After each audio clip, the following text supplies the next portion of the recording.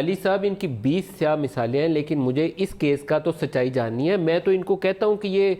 سجاد علی شاہ کی عدالت انہوں نے توڑی، بریف کیس لے کر کوئٹہ گئے، سپریم کورٹ کی سٹارمنگ ہوئی، یہ جسٹس کیوم والا معاملہ، اس سے پتہ نہیں اور کتنے معاملے صاحب کی بک آپ اٹھا کے دیکھیں. خرم صاحب اگر آپ برا نہ مانیں تو میں کھوسا صاحب سے اس کے جی ججمنٹ کے اوپر پہلے ذرا کلیئرٹی لے لیں کہ نواز شریف کو ڈسکوالیفائی پیناما پر نہیں کیا گیا تھا. یہ بات کلیئر ہونی چاہیے. سپریم کورٹ کے فیصلے کی اور ارشد ملک کے فیصلے کی تھوڑی سی تخصیص کر دیجئے. مجھے کوئی طریقہ بتائیں کہ سپریم کورٹ کے چیف جسٹس کو 2 راتیں جیل میں کیسے بیٹھاؤں میں. سر یہ تھوڑا سا وضاحت ہو جائے.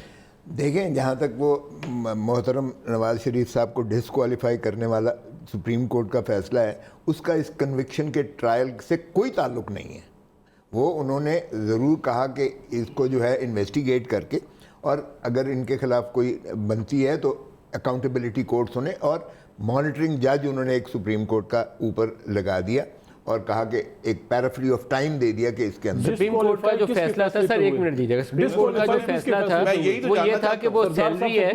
اقامہ کی بنیاد کے اوپر وہ انہوں نے ڈکلیئر نہیں کی ہوئی، تو اس کی بنیاد کے اوپر ان کی ڈسکوالیفیکیشن. انہوں نے کہا کہ اگرچہ یہ ریسیویبل تھی، انہوں نے بھلے نہ بھی لیا ہو تو بھی جو ریسیویبل ہے وہ ایسٹس کی declaration, misdeclaration of the assets پر انہوں نے اس میں ڈسکوالیفیکیشن ہوئی تھی، اس میں اور جو سزا ہوئی ہے وہ ارشد ملک صاحب کے فیصلے کے تحت ہوئی ہے. یہ اب جو ہوئی ہے ارشد ملک کے فیصلے، اور جیل میں اب جو نواز شریف، محترم نواز شریف صاحب ہیں، وہ ارشد ملک صاحب ہی کے فیصلے کی وجہ سے وہ جیل میں